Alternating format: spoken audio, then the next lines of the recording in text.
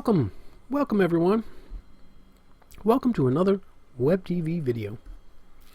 Today we're going to be going over the WebTV server emulator. And it does exactly what the name implies, and that is emulating an actual WebTV server. So there's going to be a few versions of this available. There's going to be a viewer edition, box edition, custom edition. I'm going to leave a link in the description below of the website where you can download it and grab whatever version you want. But today I'm going to be going over the viewer edition and one of the custom editions. They all pretty much work the same. But before I do that, I'm going to give you a quick history of the emulator. So this was created back in 2001 by eMac, and he had passed it out to a few people back then. Not too many people had their hands on this, and back then especially tools like this were kept tight-lipped, kept in a little group, and nobody really shared anything because we were all afraid that if it got out to the wrong people, WebTV would find out what we were doing and they would kill our methods and yada yada yada. Anyways, the server emulator never really got utilized very much, and eMac stopped working on it because nobody was really using it. You got to remember, back then WebTV servers were still up and running, and we were using a lot of us were busy using the WebTV viewer. We would use the modified version of the viewer to try to hack into other people's accounts, and we would use it to connect to WebTV's secret servers like Test Drive and Weekly and all the other ones. So everybody was pretty much busy doing that. So unfortunately, this tool kind of slipped through the cracks. So now, we're talking close to 20 years later, there's actually a need for this. And this is a fantastic tool, and I can't believe I didn't utilize it more back then, because it's a really great tool and there is a lot that can be learned from it. So anyways, let's get on with this. So you download your version. The first thing you want to do is go into the help and installers folder, and there's two versions of Active Perl in there. You need to install Active Perl. So let's see, we got the 32-bit and the 64-bit versions. The 32-bit one I tested on Windows XP, just in case somebody's still on Windows XP. So it'll work on Windows XP. It should work on Windows 7 32. It should. I didn't test it, but it should. If you have any problems with either one of these versions, you could always go to Active Perl, go to the website, and download whatever version you can. The other version here, this version 5.26, I tested on Windows 10, and I also tested it on Windows 7 64-bit. Works fine. Just make sure whatever version you install, that you install the full package. Everything comes with it. It should ask you, do you want to install the full deal? Make sure you do that, because there's certain packages in here that are needed for the emulator to work. So after you get Perl installed, we're going to go back to this folder here, and we're going to open up the WebTV EMU launcher. I'm going to put that right here. Now, this tool isn't completely necessary. I made this tool in order to open up the EMU, open up the viewers and the server tester, easier than having to go in and out of folders, different folders to open up different things. Also, there is a area over here where you can add your own notes. For example, I got a couple client commands in here that come in handy, especially with the viewer. Client active basically reactivates the network and starts the whole dialing thing again. And of course, we got client go to connect setup. You can type whatever you want in here. You can delete all my crap, and you can type your own stuff. Click save, and whatever you typed will be there the next time you open the app up. You can delete stuff, so get that out of there, save it. There is a reset viewer tool, so after a while the viewer gets clogged with like URLs, and there's other reasons why you may want to reset it back to stock. So you just click on that and then reset viewer, and it'll basically clean it all out, clean it up. So I stole this little piece of code from eMac. eMac, if you're watching, thanks, buddy. Close that. Alright, so with the EMU launcher opened, we're going to click on Start EMU. This starts up the actual server. So I'm just going to put that there. Let me just move it over here a little bit. There we go. Next, I'm going to open up the server tester. This is another app that eMac created, and it's a really nice tool just to do a quick test on connecting to a server. So to see if everything's all well and good, because sometimes the emulator can lock up when you first start it. It's happened to me a few times, not very often, but so instead of wasting your time trying to connect and nothing's happening, you can just test it real quick. So you type in the IP, and then you're going to put in the port. So the EMU is running on 1618, 1601, or 1615. So we'll go with 1615. Connect, and you can see over here that it's showing that I connected. So we'll take it a step further. We'll send it a request for 1-800 pre-register. Send, and yeah, so it's sending you back its response. Everything's cool. EMU's working fine. You can also even go further by you can put in your own headers in here and send those along with it. Pretty cool little tool. So let's disconnect from that. Close that out. Now let's open up the viewer. I'm going to open up 2.5. So when you get it open, you just want to click on custom. You want to type in the IP of the server you're connecting on. So the EMU will tell you what IP it's listening on. So just type that in, 192.168.1.3. That's what mine's running on. And put in 1615 and just click on connect.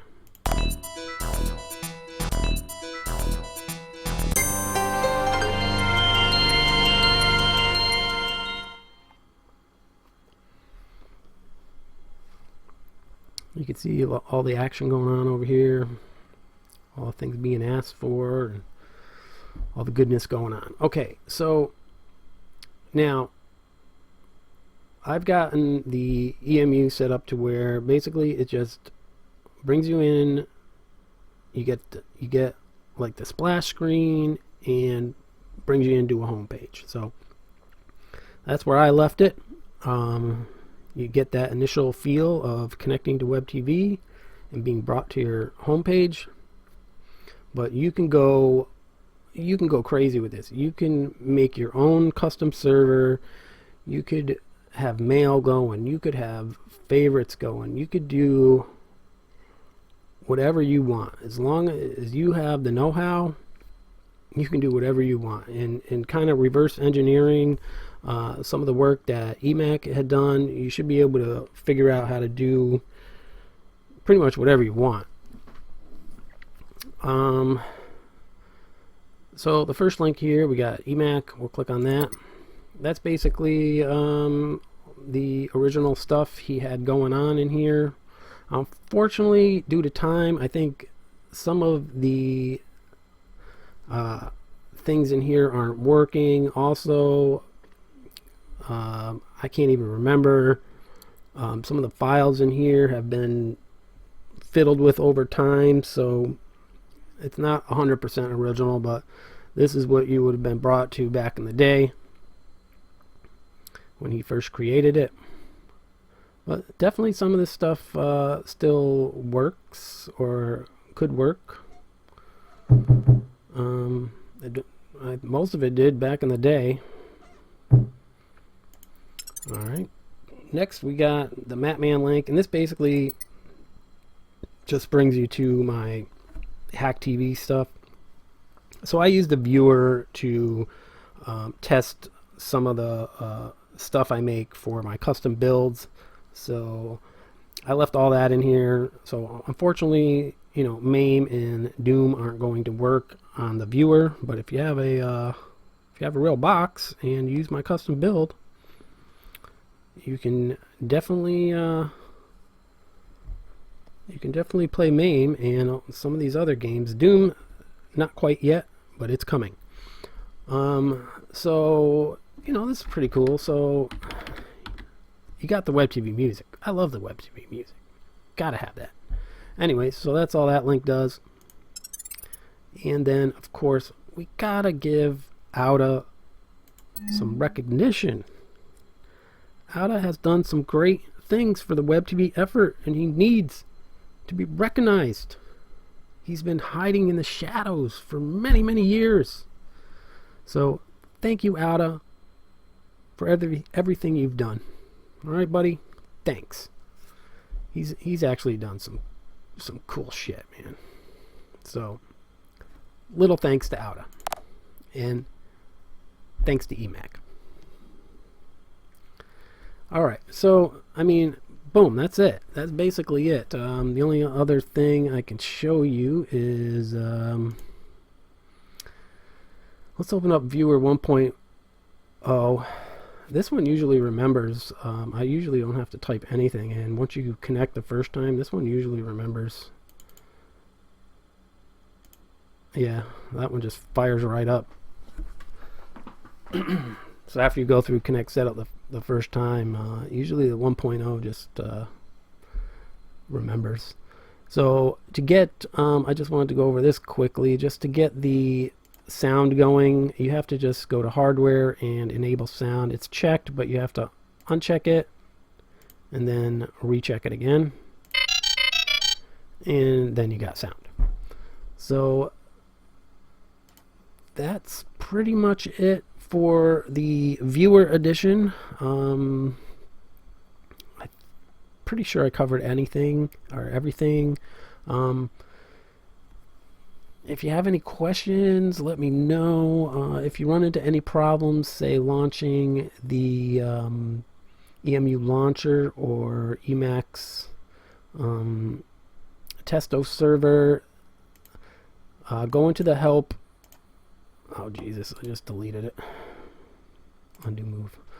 Go into the help and installers folder. Read the README in here. There's a couple helpful tips that can help you if either one of those aren't running properly on your machine. So anyways, that's it for this part. I'll be back in a minute and we will go over how to connect with an actual box. Alright, I am back, and now it's time to get our WebTV connected to the EMU. So to start, make sure everything's hooked up, your Pi's hooked up, it's turned on, it's running, you got your USB modem plugged in to the Pi, you got the phone cord plugged into the USB modem, the other end into your WebTV. I'll fire up my WebTV.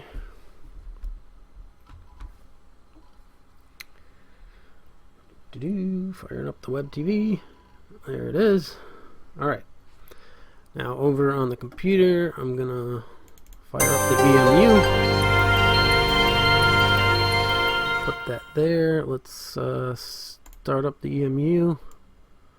Put that over here. Let's test it first. I want to make sure that it's functioning, because sometimes it may lock up, so I don't want to waste my time trying to dial in if this isn't working. Okay, we got that. Let's try sending it something. Alright, everything looks good. Disconnect. Close that out. So now, if you're using my custom build, you can either connect through Tech Info, and this basically connects you regularly, or you can do Connect Setup. We've got a version 2 of Connect Setup now, so you can actually type in the IP address and port. Sometimes this works better than the regular way, but we're going to try the regular way.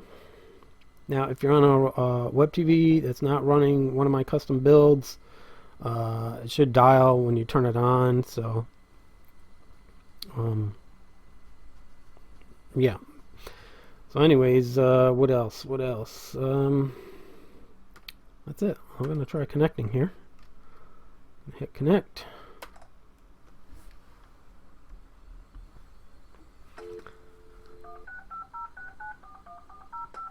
Dialing. Getting cool modem sounds.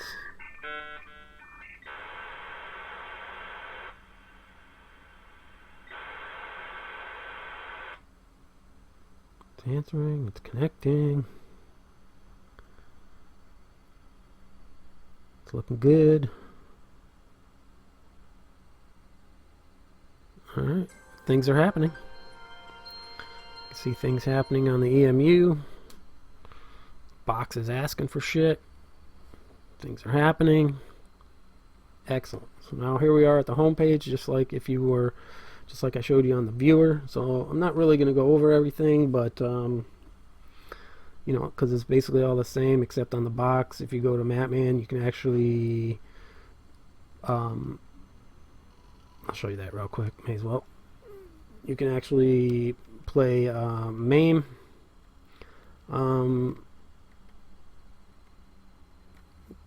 Doom is not yet available, but it is coming. eMac is working on it, and he says he's going to get on that next. That's next time he has free time. That is what he's going to be working on, he said. So Doom is coming, guys. I'm excited. So that's that. Let's go back to the home page. Oh, I also did a slight update to MAME. No big deal. Just some couple little tweaks. No new games or anything. So anyways, let's see if we can actually get on the interwebs. Let's go to Google. Ooh, spelled Google wrong. There. Jesus Christ. There we go. Okay. Nice, nice. So here we are at Google. So we have our WebTV back online after many, many years of being stuck in a box, suffering.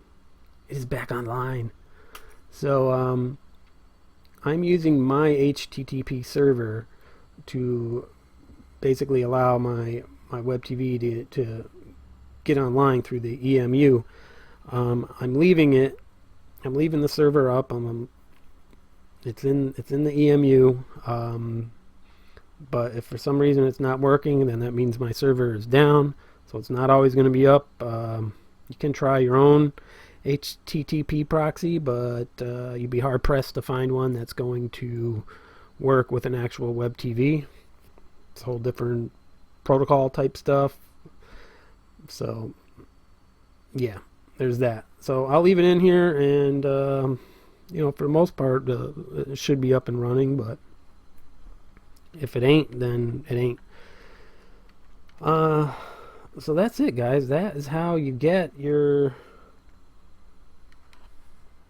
WebTV connected to the EMU and back online. And this is something everybody can do. So this is like having your own personal server. So you can, it's almost like having a custom build. So you don't even, really need my custom build, although it's really cool.